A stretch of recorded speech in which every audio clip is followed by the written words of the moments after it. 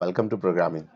Last video में हमने बात की थी कि इफ स्टेटमेंट को यूज करते हुए हम डिसीजन मेकिंग किस तरीके से कर रहे होंगे और हमने बेसिक कैलकुलेटर बनाया था। ये स्क्रीन पे आपको कोड दिख रहा होगा। ये हमारा लास्ट वाला ही कोड है, इसको थोड़ा सा मैंने रीडिफाइन किया है। तो आज हम बात करते हैं कि इफ स्टेटमेंट की जगह हम अगर कोई और स्टेटमेंट यूज करना चाहें तो वो क्या हो सकता है। ठीक है, इफ स्टेटमेंट में थोड़ा सा हमारे पास एक प्रॉब्लम ये है कि हमने इसको यूज किया था कि अगर यूजर का जो सिलेक्टेड ऑपरेटर है वो 1 के बराबर हो तो फिर ये कंडीशन चेक होती थी और कंडीशन चेक होने पे ये रिजल्ट होता था। अगर ये कंडीशन चेक नहीं होती थी तो वो नीचे जाता था, फिर दूसरी जगह पे जाके कंडीशन चेक करता था कि भाई अब जो है वो ऑपरेटर 2 के बराबर है या कि नहीं है। अगर नहीं होता था तो वो फिर दोबारा से नीचे जाता था एलसिफ में और फिर चेक करता था। तो ये एक थोड़ा सा टाइम टेकिंग प्रोसेस है जहाँ पे आपके पास मल्टीपल कंडीशंस हो और वहाँ पे आप बार बार एलसिफ लगा रहे होंगे। एक और हमारे पास जो स्टेटमेंट है जो यही काम करता है बेस्ड ऑन यूजर इनपुट। वो यूजर का इनपुट लेगा और डायरेक्टली उस स्टेटमेंट पे जंप कर जाएगा जहाँ पे हमें वो टास्क परफॉर्म करना है। तो उसको कैसे करते हैं, तो चलिए शुरू करते हैं। ओके, तो मैं इसको कमेंट कर देता हूँ। ठीक है, कमेंट करने के बाद मैं सेम यही काम करूंगा लेकिन स्टेटमेंट अब चेंज करूंगा। उस स्टेटमेंट का नाम है स्विच स्टेटमेंट। तो हम लिखना स्टार्ट करते हैं स्विच। और जैसे ही हमने स्विच लिखा तो ये हमें यहाँ पे कोड स्निपेट दे देगा और हम अगर डबल टैप करते हैं तो ये उसका जो मेन सिंटैक्स है वो लिख के दे देगा। ठीक है, तो इसने कहा कि स्विच ऑन, किस चीज पे हमें स्विच करना है, तो हमें स्विच करना है ऑपरेटर पे कि यूजर का जो भी ऑपरेटर की वैल्यू है उस पे स्विच हो जाओ। ठीक है, तो इसमें यहाँ पे हमारे पास ये ब्रैकेट ऑन होगा, ब्रैकेट क्लोज होगा और इसमें यहाँ लिखा हुआ है कि डिफॉल्ट और ब्रेक। ठीक है, ये क्या काम करता है इसको हम देखते हैं।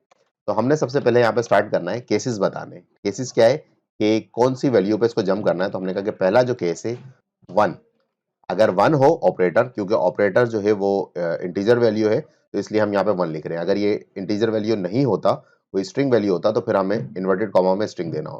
तो हमने लिखा केस 1 कि अगर केस 1 हो तो क्या करें। केस 1 हमारा क्या था, ऐड के लिए था। तो हमने कहा कि रिजल्ट को बराबर कर दे F V plus S V के। ठीक है, सेम वही काम करेंगे, जस्ट इसमें जो फर्क आएगा वही आएगा कि हम इसमें जब हमारा काम कंप्लीट हो जाए कि ये केस मिला तो इसने ये रिजल्ट परफॉर्म किया और ब्रेक कर दिया। ब्रेक का काम क्या होता है कि यहाँ पे आके ये काम खत्म हो गया और वो इस स्विच स्टेटमेंट से बाहर आ जाएगा। तो हमारे पास पहला केस यानी कि पहली कंडीशन हमारी ये थी कि ऑपरेटर अगर 1 हो तो ये काम कर दे और उसके बाद ब्रेक हो जाए। सेम इसी तरीके से हम अगली लिख लेते हैं कि हमारे पास जो अगला केस है वो है केस 2 हो तो रिजल्ट क्या हो जाए, रिजल्ट बराबर हो जाए F V minus S V के।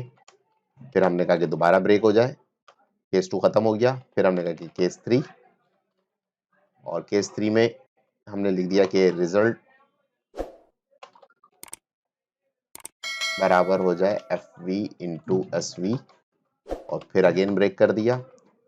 लास्ट केस हम लिख रहे हैं केस 4 और यहाँ पे क्या हो, रिजल्ट बराबर हो जाए F V divided by S V. ठीक है, ये एक लाइन में भी लिख सकते हैं लेकिन बेहतर ये है कि हम इसको एंटर कर दें और यहाँ पे हम इसको ब्रेक कर देंगे। ठीक है, तो ये सारे स्टेटमेंट हमने लिख दिए कि पहली कंडीशन अगर हो यानी कि 1 हो ऑपरेटर तो डायरेक्टली ये काम कर दे। इस तरीके से हमने सारे केसेस लिख दिए। डिफॉल्ट जो केस होता है वो ये होता है कि अगर इनमें से कोई भी ना मिले हमें तो डिफॉल्ट वो क्या परफॉर्म करे। तो डिफॉल्ट पे हम कर देते हैं कि रिजल्ट बराबर हो जाए, अगर कुछ भी कंडीशन उसको नहीं मिलती यानी कि हमारे पास जो केसेस हैं 1 2 3 4 के अलावा कोई और इनपुट आता है तो वो first value plus second value कर दे और इनको प्लस कर दे। ठीक है, तो ये हमारे पास डिफॉल्ट में ये काम हो गया।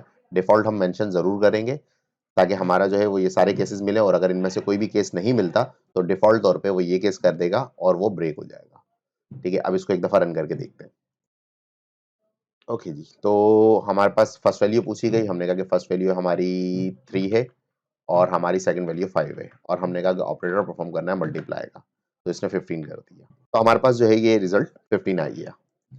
अब ये स्विच जो है वो इफ से किस तरीके से डिफरेंस क्रिएट करता है, वो ये है कि इफ में हर वैल्यू हर बार चेक होती है, एल्स इफ मल्टीपल कंडीशंस हर बार चेक होती हैं। जबकि स्विच के अंदर जैसे ही उसको ऑपरेटर मिलेगा और ऑपरेटर की वैल्यू उसको यहीं पता चल जाएगी कि ऑपरेटर की वैल्यू 4 है तो वो डायरेक्टली यहाँ से 4 पे जंप करेगा और ये काम परफॉर्म कर देगा। वो ये चेक नहीं करेगा कि इसकी वैल्यू क्या है, फिर इसकी वैल्यू क्या है, फिर इसकी वैल्यू क्या है, जिस तरीके से इफ में होता है। होप ये एग्जाम्पल आपको समझ आई होगी। इसको एक दफा जरूर ट्राई कीजिएगा और अगर आपका कोई फीडबैक हो या आपका कोई क्वेश्चन हो तो कमेंट में मेंशन कीजिएगा। एक चीज़ का ये ख्याल रखिएगा कि हमारी जो वीडियो सीरीज़ है ये अभी रिसेंटली चल रही है। तो यानी कि आप जो वीडियो देख रहे हैं ये वीडियो अभी रिसेंटली क्रिएट की गई है और आगे की वीडियोज़ आना बाकी हैं। तो आपका जो भी फीडबैक है या अगर आपका क्वेश्चन है, तो अगर आप अभी पूछ लेंगे तो हाथ के हाथ मैं इसको आंसर कर दूँगा और नेक्स्ट वीडियो में आपको उसका रिज़ल्ट मिल जाएगा।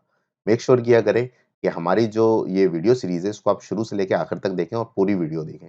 अगर आप पूरी वीडियो देखते हैं, तो आपको पूरा कॉन्सेप्ट समझ आएगा और ये वीडियो आपको जो है वो कुछ फ्रूटफुल साबित हो। ठीक है? तो फिर मिलते हैं आपसे नेक्स्ट वीडियो में। तब तक के लिए टेक केयर।